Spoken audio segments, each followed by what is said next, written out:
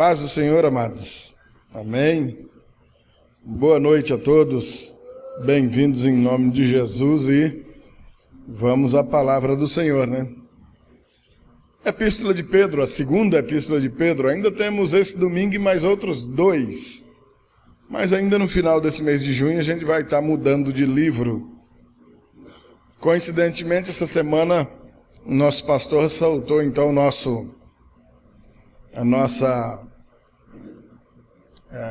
regimento teológico da Igreja Batista Deus é Luz, e dentre os itens que consta lá, um deles é esse, o cuidado de pregar mensagens em série, porque compreendemos que esse esforço, que não é pequeno, os irmãos não fazem ideia do trabalhão que dá, facilita muito o entendimento dos irmãos acerca das várias doutrinas da Igreja do Senhor Jesus Cristo. As várias doutrinas que envolvem, que compõem uma doutrina só, que é a doutrina bíblica. Amém, queridos? Segunda Epístola de Pedro, capítulo 2, a gente vai ler a partir do versículo 12. Lamentável, em pleno culto de ceia, uma quantidade de gente tão pouca em virtude de um sereninho. Mas pensa num sereninho sem vergonha que caiu. Ao invés de estar todo mundo dando glória a Deus, que Deus teve dó de nós e botou um tiquinho d'água para refrescar um pouco, o povo correu tudo por conta desse sereninho. Com medo de gripar. Vou gripar, mas a gente vai gripar de todo jeito, com sereno, sem sereno. Não existe outro jeito. Mas glória a Deus por isso. Glória a Deus pelos que aqui estão. Amém, amados? E glória a Deus pela presença do Senhor aqui. Esse aqui não falta, faça chuva, faça sol em plena meia-noite. Aqui ele está, graças a Deus. Amém, amados? Ao final, a pastora vai trazer umas instruções acerca do nosso jantar de sábado agora, sábado que vem. Jantar dos casais, ou jantar romântico, ou jantar dos namorados. João Paulo criou um banner tão bonitinho, e aí envia para mim que nome eu boto. Eu não sei, eu não entendo dessas coisas. Eu sei o que é carne de sol, macaxeira, não sei botar nome nessas coisas não. Meu. Vê com a pastora Vera aí. Não faço ideia. Segunda de Pedro 2, a partir do versículo 12, diz assim, esses, todavia, como brutos irracionais, naturalmente feitos para presa e destruição, falando mal daquilo em que são ignorantes, na sua destruição também hão de ser destruídos, recebendo injustiça por salário da injustiça que praticaram. Considerando como prazer a sua luxúria carnal em pleno dia, quais nódoas e deformidades eles se regalam nas suas próprias mistificações, enquanto banqueteiam junto convosco, tendo os olhos cheios de adultério e insaciáveis no pecado, engodam almas inconstantes, tendo o coração exercitado na avareza. Filhos malditos, abandonando o reto caminho, se extraviaram, seguindo pelo caminho de Balaão, filho de Beor, que amou o prêmio da injustiça. Recebeu, porém, castigo da sua transgressão, a saber, um mudo animal de carga, falando com voz humana, refreou a insensatez do profeta. Esses tais são como fontes sem água, como névoas impelidas por temporal. Para eles está reservada a negridão das trevas.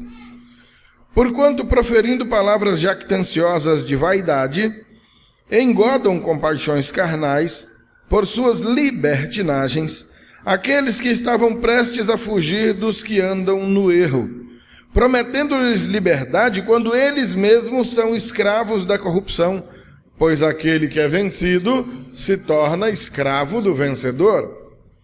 Portanto, Se depois de terem escapado das contaminações do mundo mediante o conhecimento do Senhor e Salvador Jesus Cristo, se deixaram enredar de novo e são vencidos, tornou-se o seu último estado pior do que o primeiro. Pois melhor lhes fora nunca tivesse conhecido o caminho da justiça do que, após conhecê-lo, voltarem para trás, apartando-se do santo mandamento que lhes fora dado. Com eles aconteceu o que diz certo adágio verdadeiro: o cão voltou ao seu próprio vômito, e a porca lavada voltou a revolver-se no lamaçal. Glória a Deus. Amados, essa epístola foi trazida para os irmãos desde o dia em que o Senhor colocou em meu coração. Bom vê-lo, Fernando. Bom, seja bem-vindo. E talvez a linguagem que Pedro usa em sua epístola, principalmente nessa segunda, não seja a linguagem que nos dias de hoje os homens chamariam de politicamente correta, eticamente aceitável. Júnior, meu querido, porque há uma sinceridade nas palavras do apóstolo que, se ditas nos dias de hoje, não estivessem escritas aqui, talvez um pastor dissesse essas palavras e boa parte dos ouvintes da pregação se levantassem e fossem embora. Eu confesso para os irmãos que eu só profiro essas palavras para os queridos porque elas estão escritas aqui. Então eu estou apenas lendo, não é verdade? Não são palavras minhas, são palavras do Senhor. E se elas aqui não estivessem escritas, eu não teria essa coragem de maneira nenhuma. Embora talvez elas estivessem no meu coração, me faltaria ser suficientemente macho e goiano para levar ela para as pessoas. É tão esmurecedor, entristecedor quando você vê o governo, por exemplo, a prefeitura ou o governo do estado, não sei, começa uma obra e abandona aquela obra. Tem aquela tentativa da construção do mercado bem ali, não tem? Antes do Santa Rita um pouquinho, não é? Dizem, eu não sei, que eu não era daqui, aquilo é do tempo do prefeito Gervásio, é? Isso. Gastou-se uma grana, tiveram a ideia de colocar um mercado ali, fizeram uma alvenaria, chegaram até o chapisco, né? Só a base daquilo já deve ter sido um absurdo, né? Ninguém sabe os motivos, mas está lá abandonado. Quantos anos tem, Esimar? Quanto tempo que aquilo está abandonado ali? Mais de 10? 20 anos? Misericórdia, eu tenho 8 aqui. Uns 20 anos com a obra daquele tamanho abandonada. É chato, não é? Aí, quando a gente já tem uma consciência política, porque as crianças não sabem disso, mas nós adultos sabemos, os mais ignorantes vão dizer, a prefeitura está jogando dinheiro fora. Não, a prefeitura não está jogando dinheiro dela fora, ela jogou o seu dinheiro fora, ela jogou o nosso dinheiro fora. Aquilo é construído com os impostos que nós pagamos, querendo ou sem querer. Uma mercadoria qualquer que você compra ali no comércio, você já está pagando o imposto que é destinado para essas coisas. Quando você paga seus talões de água, de energia elétrica, automaticamente o imposto está indo embora. O camarada está tomando a cervejinha dele ali e o imposto está indo embora também. O pobre do fumante está morrendo com aquela porcaria daquele cigarro e pagando o mais pesado dos impostos. E eu ainda acho pouco, mas de qualquer maneira está pagando por tudo isso também. E é tão triste, né, a gente ver que tanto empenho foi colocado em alguma coisa para simplesmente ser abandonado. Aí constrói um hospital e não inaugura, constrói um hospital e não põe médico, manda médico, mas não tem equipamento, compra uma ambulância e não tem um motorista, ou então contrata um motorista, mas não tem a ambulância, e faz uma escola, não tem professor, contrata professor, a escola cai. Tudo incompleto, sempre faltando alguma coisa. Por quê? Porque alguém largou algo que foi começado pela metade. É ou não é? E é chato, né? Começa-se alguma coisa, mas não termina. O governo faz muito isso, mas nós também, particularmente, fazemos bastante. Os irmãos, nos nossos primeiros anos aqui, ficaram meio espantados com a disposição nossa em correr atrás das coisas. Evidentemente, não da força do nosso braço, mas motivados pelo Espírito Santo de Deus, adquirindo coisas e situações que nunca nem passaram pela nossa cabeça que um dia iríamos conseguir. Mas o Senhor foi movendo céus e terra, porque Ele é soberano, e nós estamos aqui, debaixo desse teto, abrigados aqui nesse lugar, por puro milagre de Deus. É verdade ou não é? Se a gente abandona pelo meio do caminho, onde é que nós estaríamos hoje? Não sei. Talvez não estaríamos em lugar nenhum, talvez uma congregação simplesmente não viesse a existir. Nesse mundo de coisas que a gente começa, mas não termina, esse montão de coisas que a gente começa até empolgado, no começo parece tão agradável, mas deixa para trás, por algum motivo esmurece, desanima, cansa, enjoa, e vai largando para trás, vai voltando, vai retrocedendo. No meio de tudo isso encontra-se a nossa vida cristã também. Alguns ouviram o Evangelho e ficaram encantados demais na primeira vez que o ouviram. Meu Deus, que coisa maravilhosa! Eu nunca imaginei que fosse assim. Pastor, do tempo que eu ando em culto, em missa, já li isso aí, já escutei tanto, mas nunca tocou meu coração igual dessa vez. Sim, amado, isso é normal, acontece com todo mundo, comigo também. Mesmo depois de tantos anos de vida cristã, ainda me deparo com alguma leitura de vez em quando. Meu Deus, não é que isso está aqui, eu já li tantas vezes, mas dessa vez o Senhor tocou meu coração de modo especial. Mas alguns ouvem o Evangelho, acham magnífico, acham maravilhoso, tomam até uma decisão firme por uma mudança radical de vida e passar a viver, então, de acordo com o Evangelho, e por algum motivo, ou por vários motivos juntos, vai desanimando, esmurecendo, cansando, desanimando, enjoando, e de repente acaba caindo na mesma esparrela, na mesma situação que a gente tanto critica, igualzinho da prefeitura, que começa uma obra gigantesca, que alvoroça uma cidade inteira e abandona pelo meio sem terminar. Na vida cristã a gente faz muito isso. Porque, na verdade, nós fazemos isso com tudo na nossa vida. Quantos aqui um dia chegaram na escola e por algum motivo abandonaram a escola? Começaram um curso na faculdade e por algum motivo abandonaram, não acabaram. Arrumaram um emprego nos primeiros dias, aquele emprego era a coisa mais maravilhosa do mundo, com uma semana já estava emburrado, com um mês não aguentava mais.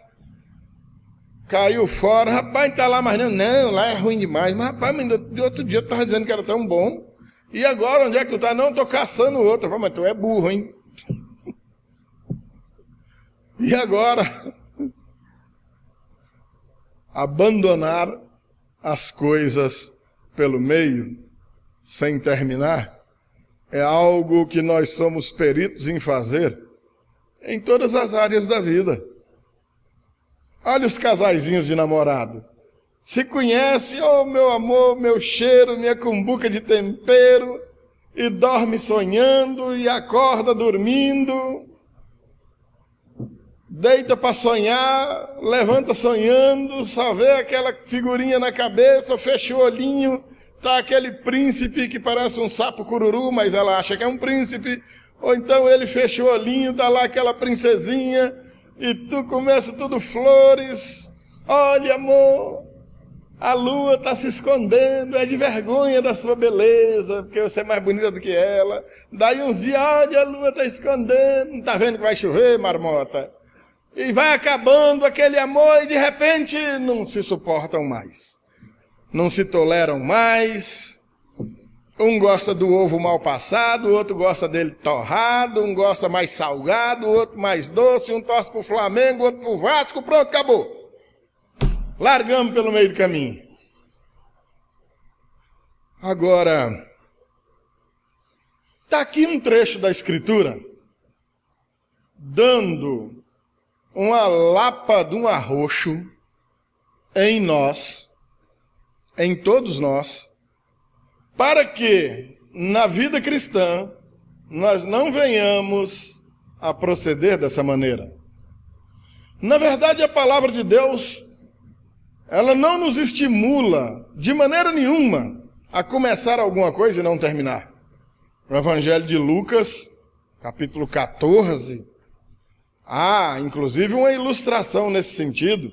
Como é que o camarada, antes de construir um prédio, ele não avalia primeiro se ele tem dinheiro suficiente para lançar aquele alicerce, subir aquelas paredes, e aí ele abandona aquela obra pelo meio por falta de dinheiro, e o texto lá vai dizer que grande será a sua vergonha, a sua ruína. Como é que um rei vai à guerra contra um outro rei e não calcula primeiro, não manda espiões lá primeiro para ver qual o tamanho do exército daquele rei, para saber se com os soldados que ele tem, com as armas que ele tem, ele pode guerrear contra aquele outro reino? Está escrito lá, uma ilustração. Aí ele vai de qualquer jeito àquela guerra, no meio da batalha ele vê que não dá conta e é obrigado a fugir. Que vergonha que é! Então, em todas as áreas da vida, a Bíblia nos instrui a começar as coisas pensando primeiro no que está fazendo, com muita convicção acerca do que realmente quer, para que não se passe a vergonha de abandonar pela metade.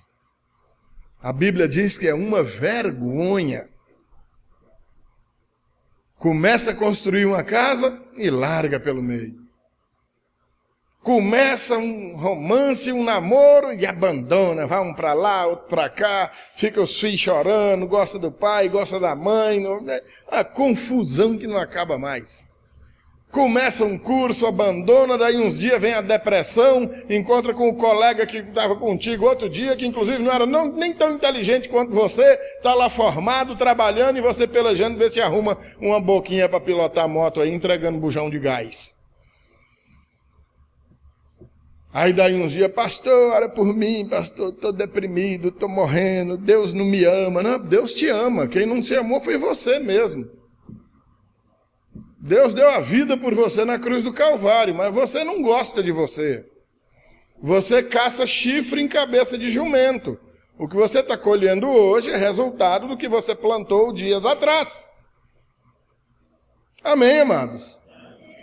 No meio dessa série de coisas, está aqui, esse texto que nós acabamos de ler, chamando atenção para esse detalhe. Antes de chegar nesse retrocesso, que é o final do texto que a gente leu, vamos nos lembrar um pouquinho do que vimos antes. O versículo 11 está fazendo uma menção ao que a gente pregou no domingo passado. Ao passo que anjos, embora maiores em força e poder, não proferem contra elas juízo infamante na presença de Deus. Na próxima epístola, depois de João, antes do Apocalipse, tem uma epístola bem pequenininha, uma contenda, uma briga entre o arcanjo Miguel e Satanás. Os dois contendendo, brigando, disputando o corpo de Moisés. Credo, pastor, tem isso na Bíblia? Tem, mas depois lendo lá você vai ver, traga as dúvidas para nós, que ali é pesado, menino, que é um texto apocalíptico. E lá no texto é dito então que o arcanjo Miguel, ele não ousa proferir nenhum juízo infamante contra o Satanás. Ele parece, ao que nos parece, ele respeita o fato de eles ainda serem, digamos, meio colegas. Eram dois anjos de Deus, pelo menos um era, o outro continua sendo.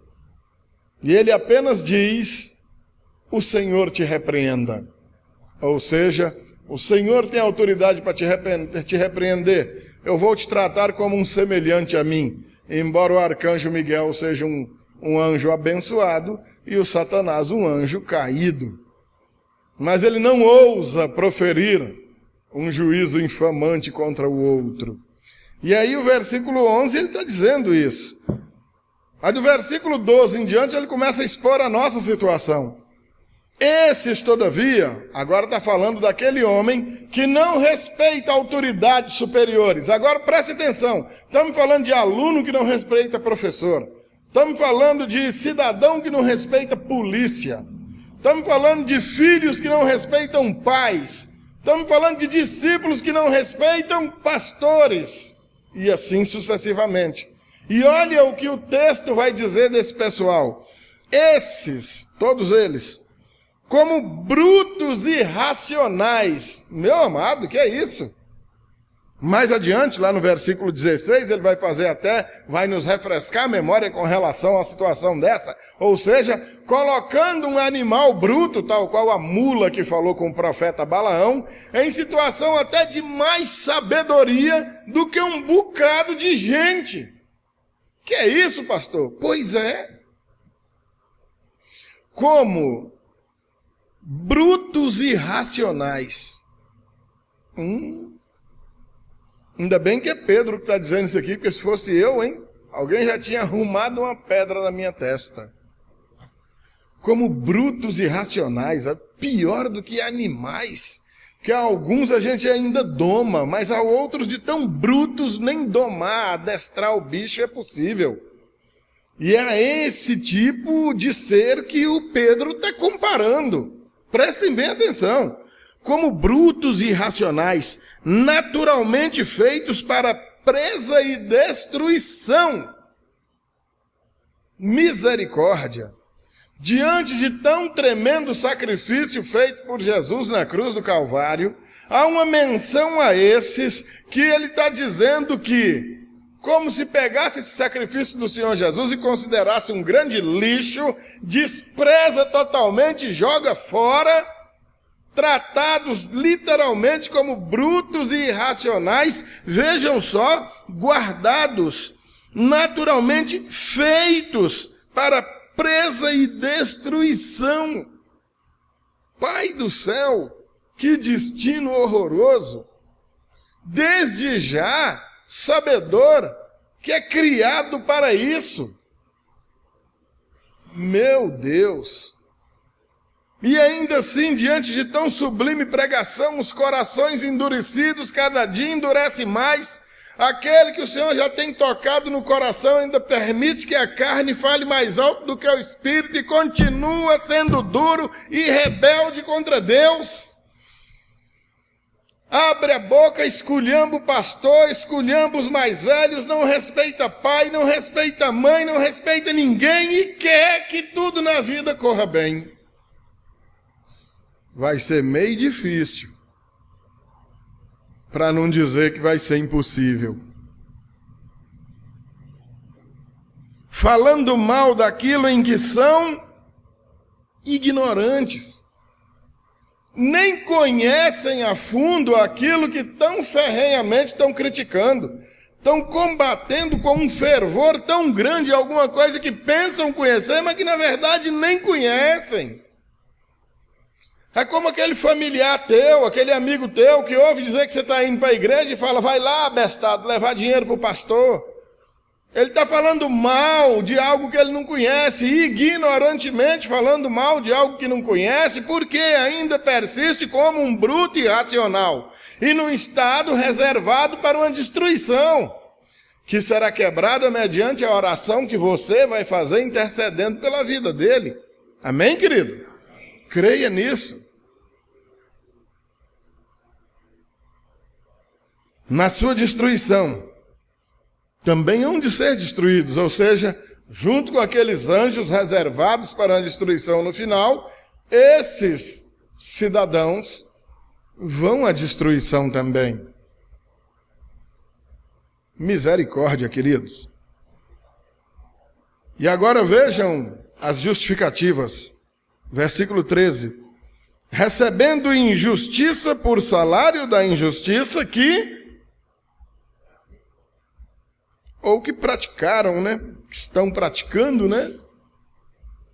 É como diz um outro texto da Escritura, não vos enganeis, de Deus não se zomba, tudo quanto, pois, o homem semear, disso também só se colhe o que se planta. Se o camarada está semeando, está plantando injustiça, como é que ele quer colher justiça depois? Não tem como, não é verdade?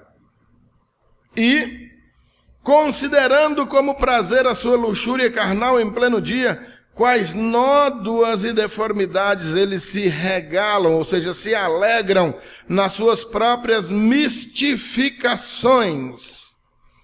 Que mistificações são essas? Coisas místicas são essas? Crendices religiosas em qualquer outro objeto, coisa ou ser, que não seja o Senhor Jesus. O que mais você vai encontrar nesse mundo são teólogos. Nunca estudaram teologia, mas são teólogos. Todo mundo, todos os profissionais do mundo sofrem barbaridades, sofrem horrores na defesa de suas profissões. O técnico da seleção brasileira, seja ele quem for, sofre muito, porque ele diz que todo brasileiro quer ser técnico da seleção. Todo mundo escala um time, né? O médico vive dizendo que todo mundo quer ser médico, porque antes de ir no médico, todo mundo vai e se medica sozinho mesmo, né? Ah, eu tô com isso, vai e toma logo um remedinho, né? Mas talvez ninguém seja tão injustiçado contra o pobre do pastor. Todo mundo, em dado momento da vida, consegue ser pastor de si mesmo. A gente vai e transmite o que o Evangelho diz e a pessoa vai e retruca. Eu não acredito nisso. Ah, não, para mim não é assim. Olha, eu acho, quando o cara acha, meu irmão, a coisa está ruim. E está aqui, suas próprias mistificações. Ah, eu creio que seja assim. É, pastor, o senhor falou até bonito, mas eu não acredito nisso não. Para mim, o negócio vai ser assim. Coitados. Enquanto banqueteiam junto convosco, ou seja, tem comunhão conosco, estão junto com a gente. 14. Tendo os olhos cheios de adultério e insaciáveis no pecado, enganam almas inconstantes, tendo o coração exercitado na avareza. Aí vai o Pedro, chama eles de filhos. Filhos o quê? Misericórdia. 15. Abandonando o reto caminho, se extraviaram, seguindo pelo caminho de Balaão, filho de Beor, que amou o prêmio da injustiça. Porque, olha o versículo 16, recebeu, porém, castigo da sua transgressão, a saber, um mudo animal de carga, falando com voz humana, refreou a insensatez do profeta. Você vai encontrar essa história lá no livro de Números, capítulo 22, onde esse tal desse Balaão é um profeta contratado por um rei inimigo de Israel, que quer porque quer que ele amaldiçoe o povo de Deus.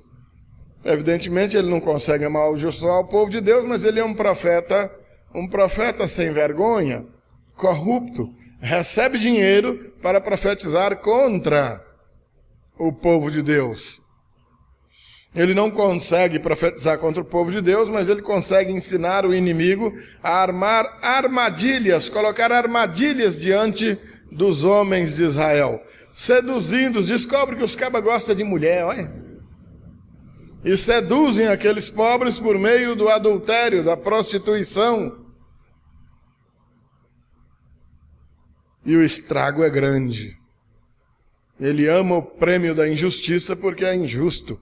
E recebe injustiça em virtude disso. A própria mula dele fala com voz humana repreendendo a insensatez dele. Imagina a que ponto chega a brutalidade de um homem separado de Deus. Um homem que já não dá ouvidos a mais ninguém, e olha a posição do cara, o cara é um profeta.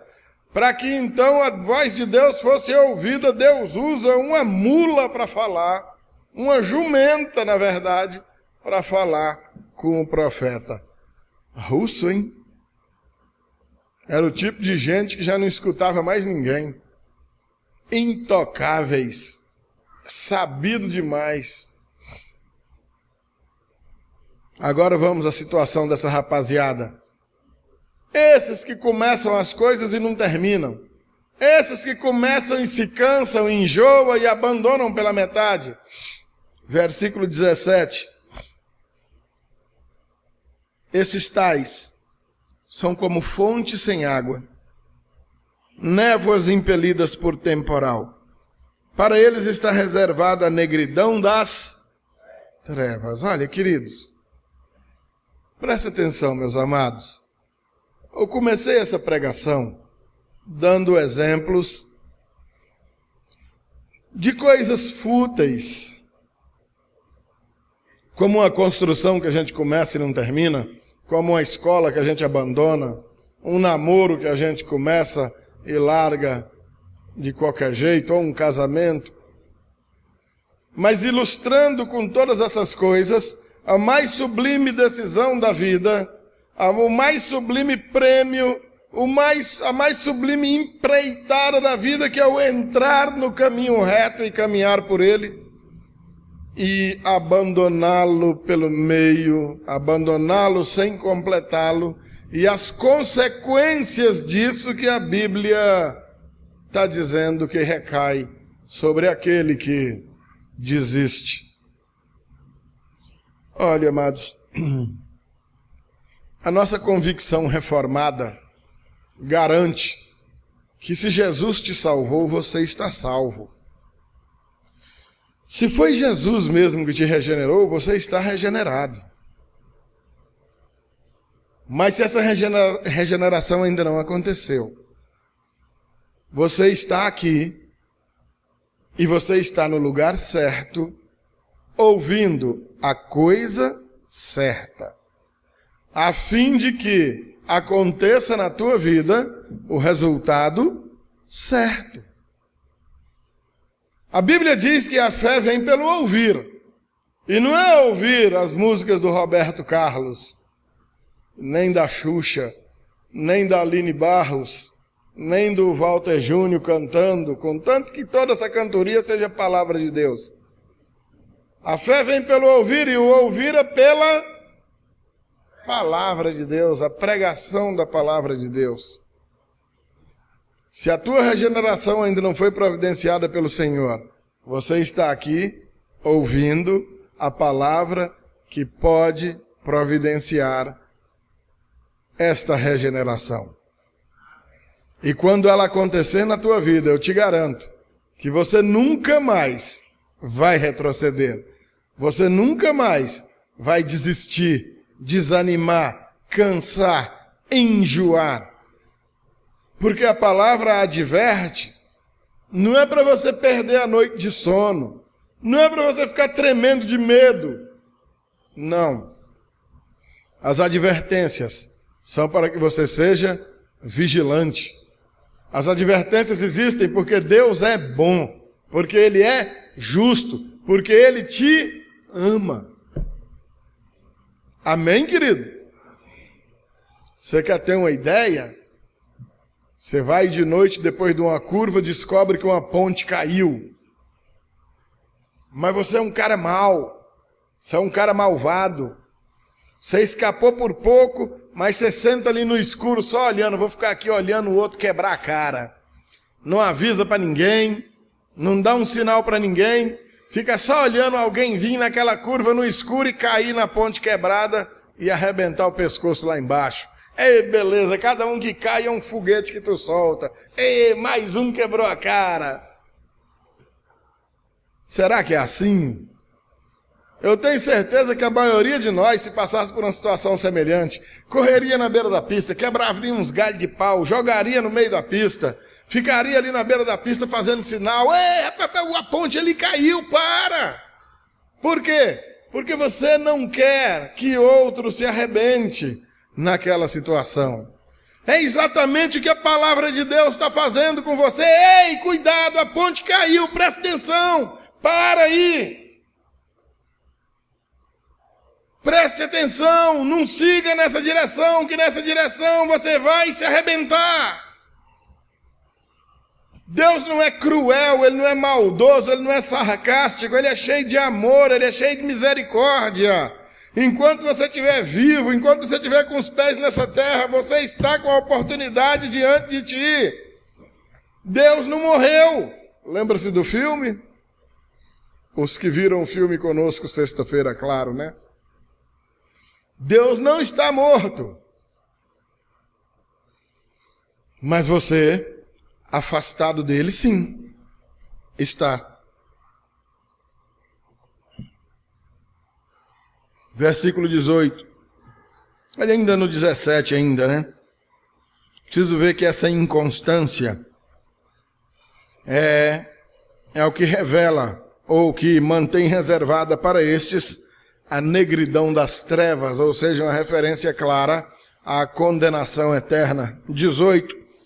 Porquanto, proferindo palavras jactanciosas de vaidade, enganam com paixões carnais, por suas libertinagens, aqueles que estavam prestes a fugir dos que andam no erro.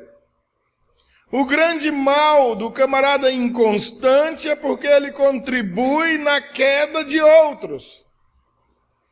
Tinha alguém que já estava prestes a sair do erro, o camarada estava até bem encaminhado, mas por estar em má companhia, no lugar errado, com a pessoa errada, ouvindo a coisa errada, fazendo a coisa errada, não tem como o final disso aí ser certo, né, amado? Vamos ser sábios. Com certeza o fim disso tem que ser errado. Como é que um negócio desse pode dar certo?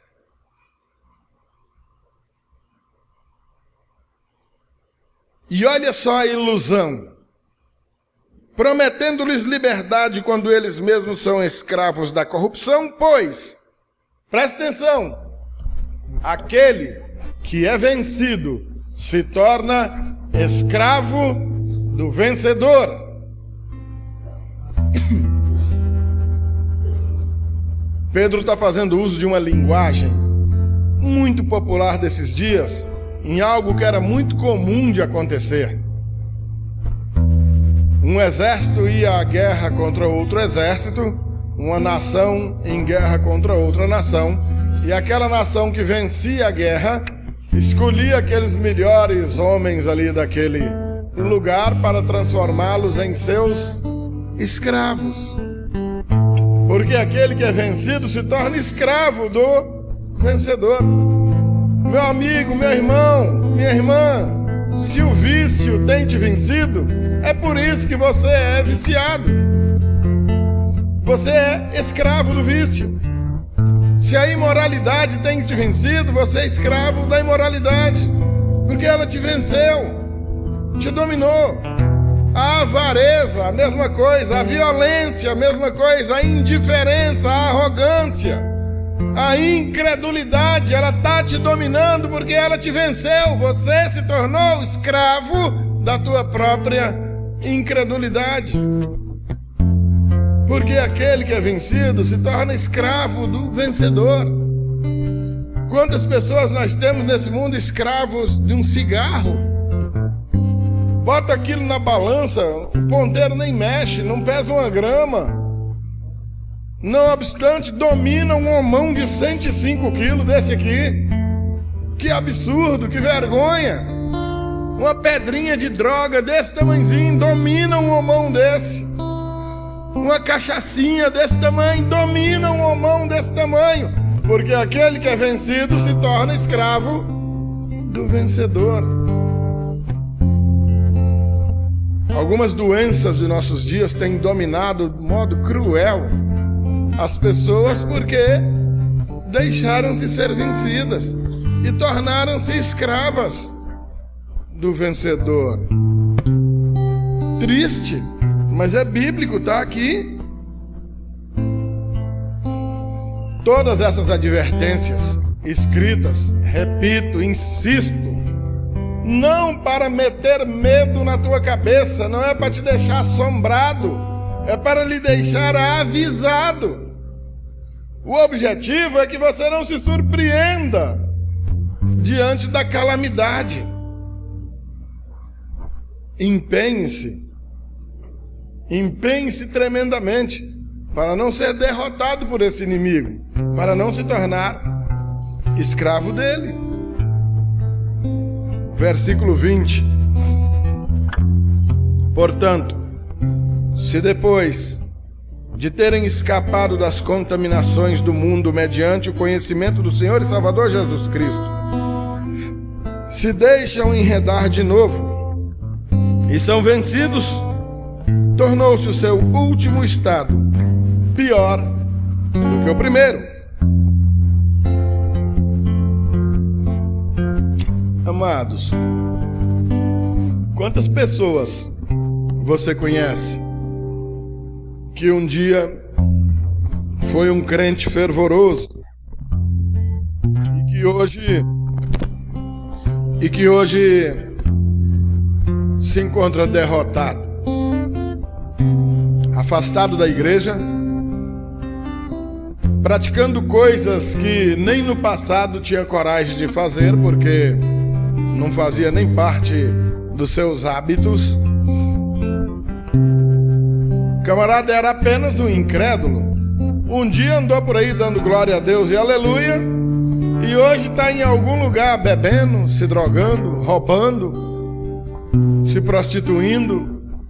Mas rapaz, o incauto vê aquilo e diz: moço, mas você andou na igreja uns dias, a igreja te deixou, foi pior. Como se a igreja tivesse culpa. Aquele caso, Remédios: a menina vai para a igreja e em vez de melhorar tá piorando. Aí a mãe vai e proíbe a criança de ir para a igreja, como se a culpa fosse da igreja.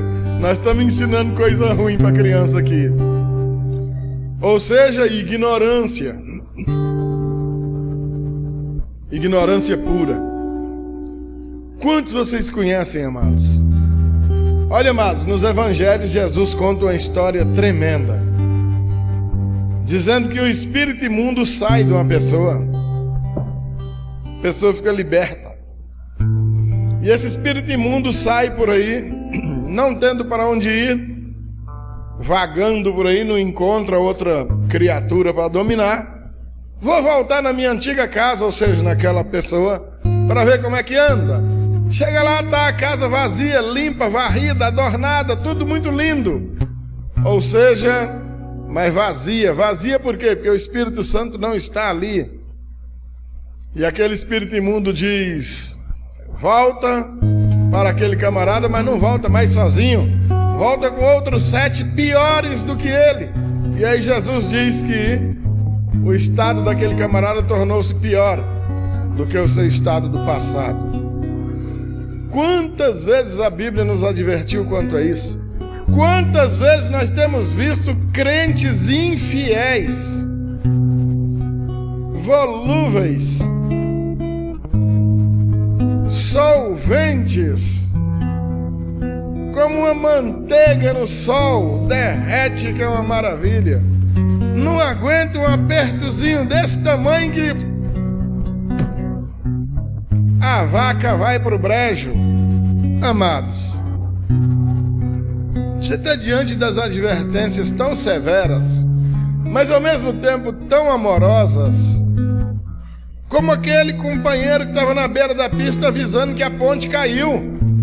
A ponte caiu, não vai não. Ei, louco! O cara me chamando de louco, para me respeita. Eita, a ponte caiu. Ô, rapaz, obrigado aí, ó. Desculpa porque eu até te xinguei porque tu me chamou de louco. Obrigado. Podia até ter jogado uma pedra em mim que eu não ia achar ruim, não. Na verdade, tu me salvou. A palavra pode parecer dura, mas é sincera. Vigia. Preste atenção. Existe uma carreira para ser completada. Existe uma vida santa e digna para ser vivida, para que por meio desse testemunho de vida a gente contagie outros com a mensagem do Evangelho. Amém, amados?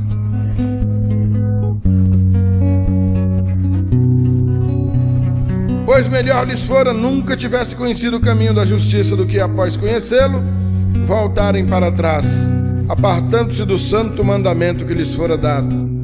Aí o desfecho: com esses aconteceu o que diz certo dito popular: o cão voltou ao seu próprio vômito.